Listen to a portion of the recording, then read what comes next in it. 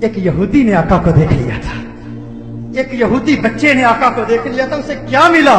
ایک یہودی غیر مسلم بچہ ایک مرتبہ اس نے مدینہ المنورہ میں کونین کے والی صلی اللہ علیہ وسلم کے حسین چہرے کو دیکھ لیا، آقا کے حسن کو دیکھ لیا، چہرہ والضحیٰ کو دیکھ لیا، آقا کی زلفوں کا اسیر ہو گیا، آقا کے پیار کو، آقا کے عشق کو، چہرہ والضحیٰ کو، چہرہ یار کو آئینے دل میں یوں اتار لیا، دل کے آئینے میں یوں اتار لیا کہ آقا کی عشق میں، آقا کی محبت میں ہر وقت روتا رہتا، گریہ زاری کرتا، آقا کو یاد کرتا. ماں باپ کا اکلوتا بیٹا تھا، ایک ہی بیٹا تھا، یہودی تھے ماں باپ اس کے، خود بھی یہودی تھا. ایک مرتبہ آقا کے حسن کو دیکھ لیا، اس کا سودا ہو گیا، بازار مصطفیٰ میں آقا کا دیوانہ ہو گیا، آقا کا عاشق ہو گیا. ماں باپ کو بتایا نہیں، ماں باپ کو اطلاع نہیں دی کہ میں حضور کا عاشق ہو گیا ہوں، حضور سے محبت کرتا ہوں. چپ کے گھر سے چھپ کر کسی بہانے، کبھی بکریاں چرانے کے بہانے مدینہ المنورہ میں آقا کے حسن کو تلاش کیا کرتا، کبھی مسجد نبوی شریف کے دروازے سے چپ کے آقا کا حسین چہرہ دیکھ لیا کرتا تھا، آقا کے حسن کو دیکھتا، آقا کی عظمتوں کے ترانے الاپتا. ایک وقت گزر گیا، ایک مدت بیت گئی، آقا کا دیدار نہیں ہوا. تمنائے دیدار مصطفیٰ صلی اللہ علیہ وسلم میں بیمار ہو گیا، بیمار عشق مصطفیٰ ہو گیا. اس قدر بیمار ہوا کہ بستر علالت کو اپنا بچھونا بنا لیا، وہ بستر پر آ گیا. ماں باپ پریشان ہیں، حیران ہیں، اسے کیا ہوا، اچانک اسے کیا ہو گیا. بے شمار فزیشنز کو بلایا، اپنے وقت کے معالج حکیموں کو بلایا، اطباء کو بلایا، لیکن کسی کو پتہ نہ چلا اس کا مرض کیا ہے، اس کا مرض کیا ہے. کوئی ظاہری سمپٹمز نظر نہیں آ رہے، زخم نظر نہیں آ رہا، گویا زبانی ہاتھ سے کہہ رہا ہے یہ زخم طیبہ ہے، یہ سب کو نہیں ملتا، کوشش نہ کرے کوئی اس زخم کو سینے کی. ماں باپ پریشان، رشتہ دار پریشان، عزیز و اقارب پریشان. اسے کیا ہو گیا، اچانک کیسے بیمار ہو گیا. بیماری شدت پکڑ گئی، اس قدر بیمار ہوا، ایسا بیمار ہوا کہ وہ شام بھی آ گئی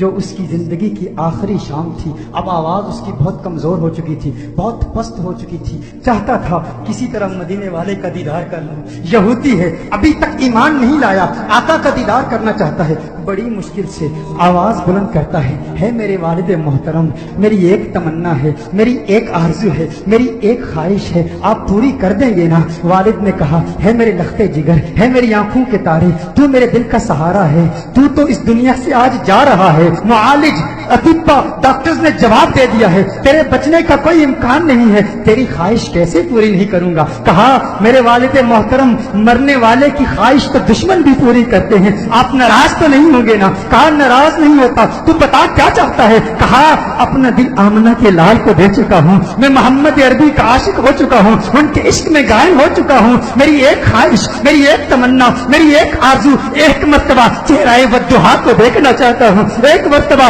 آقا کی حسین زلفوں کو دیکھنا چاہتا ہوں. والد ناراض ہو گیا، والد نے غصہ کیا، ارے ظالم تو کیا کہہ رہا ہے، دنیا سے جا رہا ہے، اپنا دین بھول چکا ہے، کیا کہہ رہا ہے؟ کہا ہے والد محترم، آپ نے وعدہ کیا تھا نا، آپ نے کہا تھا میری آخری خواہش پوری کریں گے. والد نے کہا میں نے وعدہ کیا تھا، تو میرا اکلوتا بیٹا ہے، تیری خواہش پوری کروں گا.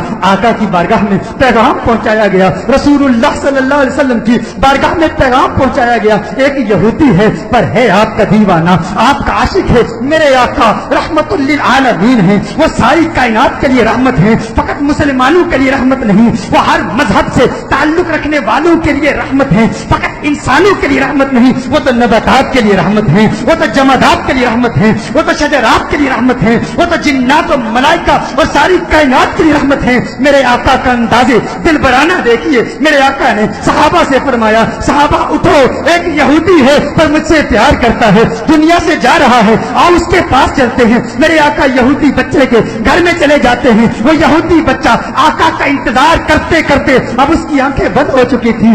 والد اس کے قریب کھڑا تھا. والد نے کہا ہے میرے لختے جگر، ہے میرے بیٹے، آنکھیں کھول، آنکھیں کھول، آنکھیں کھول، دیکھ تیرا پیار آ گیا ہے، دیکھ تیرا محبوب آ گیا ہے. ارے جس کے دیدار میں تو راتوں کو روتا رہتا تھا، آج دیکھ تیرا محبوب آ گیا ہے. اس کی جاتی ہوئی روح گویا اپنے محبوب کا نام سن کے لوٹ آئی، آنکھیں کھولتا ہے، آقا کا چہرہ دیکھتا ہے، آقا سے عرض کرتا ہے، کہتا ہے یا رسول اللہ صلی اللہ علیہ وسلم، آقا آپ کا حسین چہرہ دیکھنے کا خواہش مند تھا، آج دیدار ہو گیا، ایک تمنا، ایک آرزو، یا رسول اللہ میرے پاس کوئی نمازیں نہیں ہے، میرے پاس کوئی روزے نہیں ہے، کوئی عبادت نہیں کی، متقی نہیں ہوں، قرآن کا قاری نہیں ہوں، کچھ بھی نہیں ہے، فقط آپ کا پیار ہے، یا رسول اللہ کیا میری نجات کا امکان بھی ہے، کیا میری نجات بھی ہو سکتی ہے، یا رسول اللہ کیا مجھے بھی مغفرت کا پروانہ مل سکتا ہے؟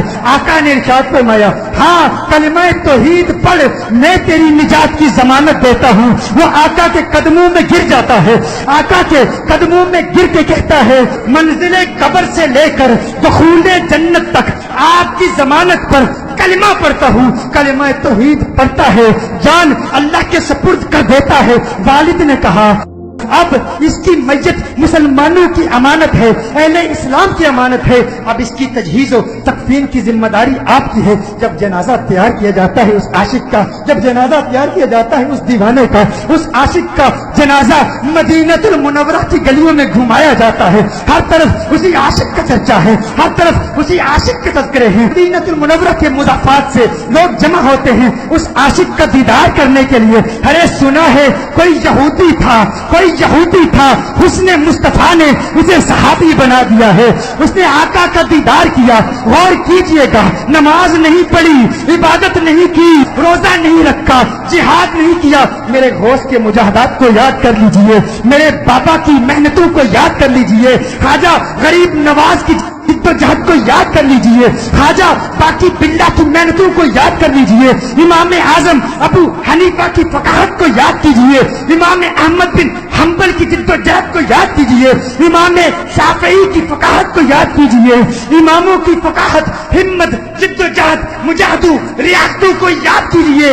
وہ سب اس یہودی کا مقابلہ نہیں کر سکتے جو پہلے یہودی تھا اب صحابی ہو گیا ہے، ایمان کی حالت میں آقا کا دیدار کیا۔ یہ غوث اعظم سے بھی بڑا ہے، یہ خواجہ غریب نواز سے بھی بڑا ہے۔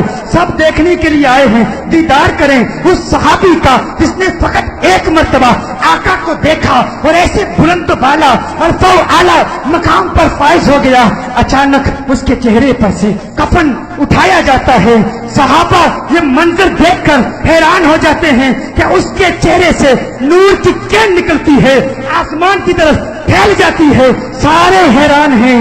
وہ صحابی جو پہلے یہودی تھا آقا کا دیدار کیا، ایمان لایا، اس کی میت مسکرا رہی ہے، اس کے چہرے پر لبوں پر تبسم نظر آ، سب حیران ہیں۔ ایک عجیب و غریب منظر صحابہ نے دیکھا، صحابہ دیکھ رہے ہیں کہ آقا پاؤں کے پنجوں کے بل چل رہے ہیں، پنجوں کے بل چل رہے ہیں، آقا یوں چل رہے ہیں۔ صحابہ عرض کرتے ہیں یا رسول اللہ صلی اللہ علیہ وسلم اس کی کیا حکمت ہے؟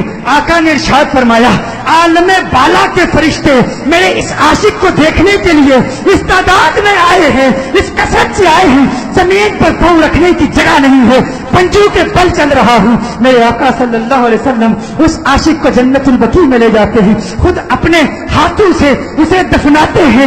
صحابہ منظر دیکھتے ہیں، حیران ہیں، آقا بہت دیر لگا دیتے ہیں۔ آقا جب اس کی قبر سے باہر آتے ہیں تو آقا کے ماتھے پر پسینہ ہے۔ صحابہ عرض کرتے ہیں یا رسول اللہ صلی اللہ علیہ وسلم آقا کیا ہوا، اتنا وقت کیوں لگا؟ آقا نے فرمایا جب یہ اس دنیا سے گیا تھا مجھ سے وعدہ لیا تھا، میں نے وعدہ کیا تھا، میں نے کہا تھا قبر کی منزل سے لے کر دخول جنت تک میں تیری مغفرت کی ضمانت دیتا ہوں۔ کہا یہ بات سن کر جنت کی حوریں اتنی خوش ہوئی ہیں، اتنی تعداد سے آئی ہیں، جب اسے قبر میں رکھا گیا تو بے تحاشا اس کی طرف بھاگی ہوئی گئی ہے اور اس کے چہرے کی بلائیں لے رہی ہیں۔ آقا نے ارشاد فرمایا اس لیے دیر ہو گئی اور میرا پسینہ اس کے چہرے پر گرا ہے، میرا پسینہ اس کے چہرے پر گرا ہے، اب قیامت تک اس کا چہرہ مہکتا رہے گا۔ ارے سلام پیش کرتے ہیں اس دیوانے کی بارگاہ میں جس نے آقا کو دیکھا اور اسے یہ مقام ملا۔ وہ آج بھی وہ قبر میں کہہ رہا ہوگا یہ ناز یہ انداز ہمارے نہیں ہوتے، جولی میں اگر ٹکڑے تمہارے نہیں ہوتے، بے دام ہی بک جائیے بازار نبی میں، اس شان کے سودے میں خسارے نہیں ہوتے، ملتی نہ اگر بھیک حضور آپ کے در سے اس ٹھاٹ سے منگتوں کے گزارے نہیں ہوتے، اس ٹھاٹ سے منگتوں کے گزارے نہیں ہوتے۔